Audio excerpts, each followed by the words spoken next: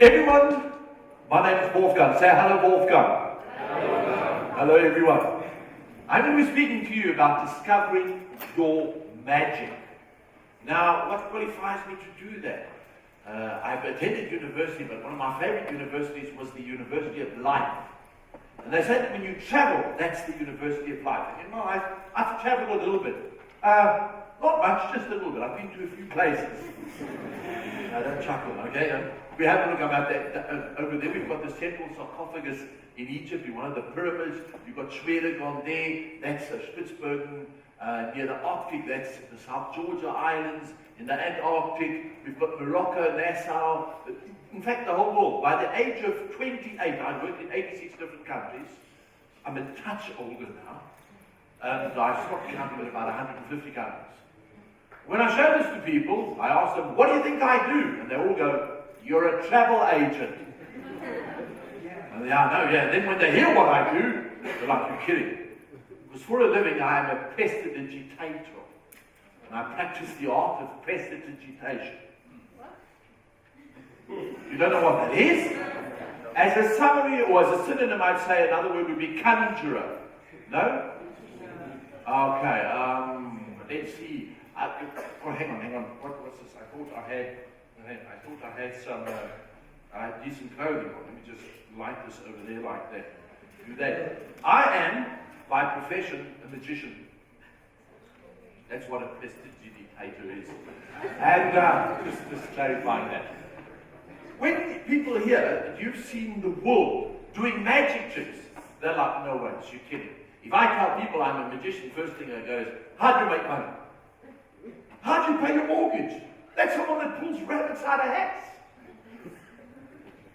By the age of 28, I worked West End, had my Vegas and Broadway production shows, worked the top cruise liners in the world, could basically retire. Doing something that most people would never, ever consider to be a career.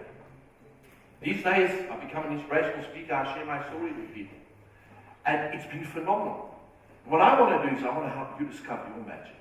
Now, magic is about sharing secrets. Well, not sharing secrets, it is, but I'm going to share 4 with you. And what I'm going to tell you, number one, it's not something I've read in a book. It's stuff I've experienced myself, so I want to try and be authentic. And secondly, I'm not that naive to stand and believe I can teach you stuff you don't know. But I'm going to remind you of things you've forgotten. Now, what do I mean by that? To me, the definition of someone that's successful people, have certain characteristics: integrity, honesty, ethics, humility, sensitivity. And I want somebody just to choose one of those randomly. I'm going to pick on this gentleman here. Are you busy, sir? No, I'm glad. Wonderful. Would you just name one of those? Anyone you want?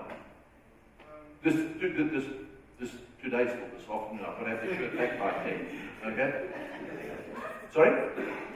Ethics. Could I have known that you were going to say ethics? Have we ever met before? They're now going to know it's me. Never mind. Okay. We've never met before. You could have chosen anyone you choose. I knew you were going to choose ethics. Because in my pocket over here, I have one envelope. See? I have one piece of paper. On there, it's written ethics. Because I knew you were going to choose it. I know it's freaky. Huh? Now, when I say this to people, they freak out. They go, how did you do it? You all know how I did it. You've just forgotten. It's like the tips I'm going to give you. The secrets I'm going to share with you. You all know it, but you've just forgotten. I must remind you how this works. You see, you've chosen honesty. I've taken the one out of this pocket, okay? The other ones in the back pocket. They are all over the place. Okay. So now I've reminded you how simple that is. Let me remind you some other simple things. Good. So at least you've learned one trick today. Okay. When I tell people my life story, and I come across, oh, look at this guy, look what he's achieved, I get 2 reactions from an audience. Very few people react and go, wow, he must have really grafted hard to achieve that. The majority are kind of, they look at me, they go, oh, you must probably be privileged. You come from a wealthy family, you slept your way to the top, you won the lotto, whatever. People have all these, almost jealous, don't want to give you this opportunity kind of attitude. My first lesson that I learned in life about success and getting somewhere is never judge someone without knowing them. Just don't judge them, because you do not know who they are. By being judgmental, you actually break down a lot of opportunities in your life. And as a youngster, I made myself this kind of promise, I said, when I see people, because what happens, how have we grown up? Whether it's psychosocial, sociocultural, behavioristic circumstances, we all perceive the world in our own way.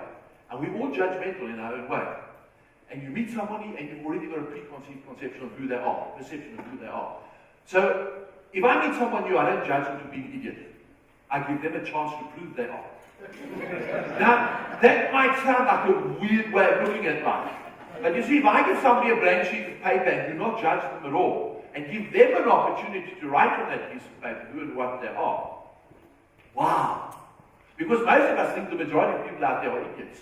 In fact, it's the other way around. Only a few are. The majority of people out there are awesome.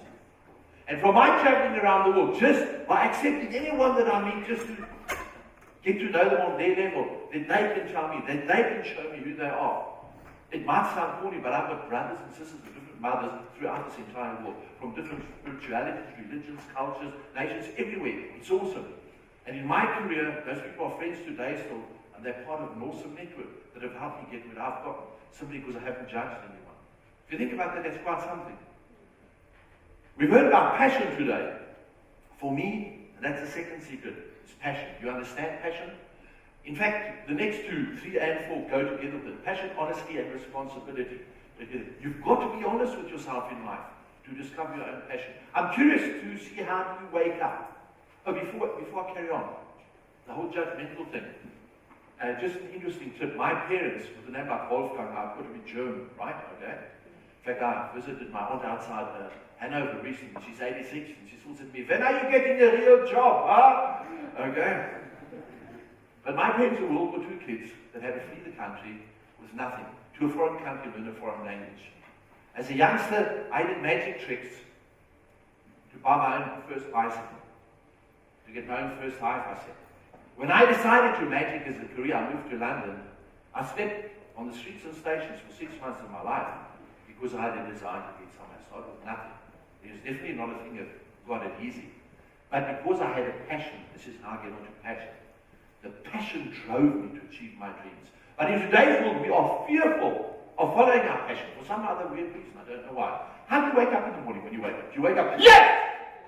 And you keep the person next to you a fly to them up. Or you wake up, another day. I would say the latter is what the majority of people wake up to. Why is that?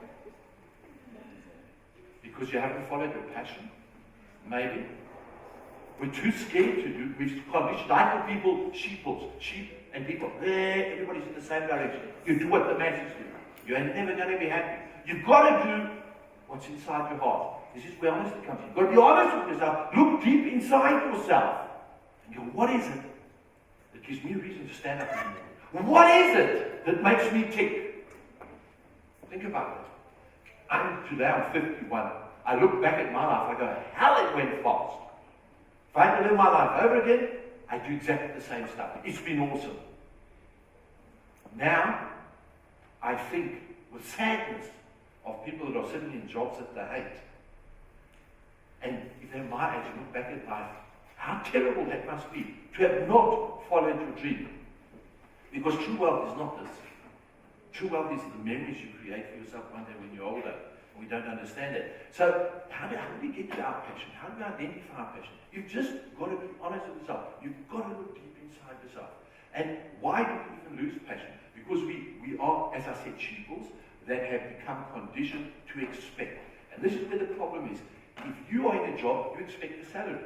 And if you don't really perform that salary, well, your union will make sure you're there for another 6 months or whatever. We expect. I take someone out, I buy them dinner because I expect some action later on. Everything is expectation in life. How can you live an honest life if that's all you do? How can you live your passion if you're going through life just with expectation? Because you see, the laws of the universe are such that things won't always go your way. And then when you're already doing something you don't like, you have an expectation, and it doesn't go your way, you get a double whammy, you really, and you hate your life. But if you can identify what's your passion, what really makes you tick, that gives you that reason to get up, you start doing things in life, not because you have to, but because you dig it, because it's fun. It's not about the money, it's about me living life and having fun. because I enjoy doing it. And then when you start enjoying it, you know what, you don't have an expectation, so guess what, you can never ever be disappointed. Does that make sense? But the same laws of the universe that apply to people with expectations apply to you as well if you have a passion. Because you didn't expect anything, things are going to come back to you. And when they do, it's like, I didn't expect this. And it's going to be that, wow! And that's going to drive you even more. When you follow your passion, you may not necessarily be the best at what you do.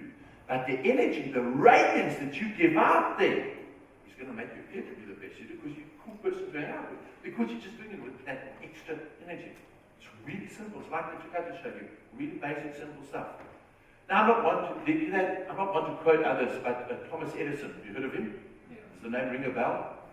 Yeah? He always said, I haven't failed. I found 10,000 ways that don't work. Why? Because he had passion.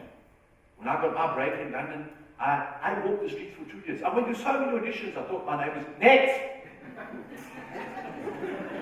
So what made me do that? Because I had a passion. I knew I was going to get it. I didn't care if it took 10 years. Followed my passion. So now I'm going to give you 2 quotes. There's another really good quote that I got from a gentleman that apparently was the chairman of the Federal Communications Commission in the United States many years ago. And he said this in the 70s. His name was Newton Miller. And he said the problem with today's society is that all have rights, but no one has a responsibility. You have to take responsibility for your own life. You cannot blame the schooling, your parents, the vicar, the government for the situation you are in. If it is to be, it is up to me. That's the bottom line. And that takes honesty, it takes passion, and it does take responsibility of saying, I'm going to take charge of my own life. Because then, and only then, can I make the magic happen in my life. Thanks very much.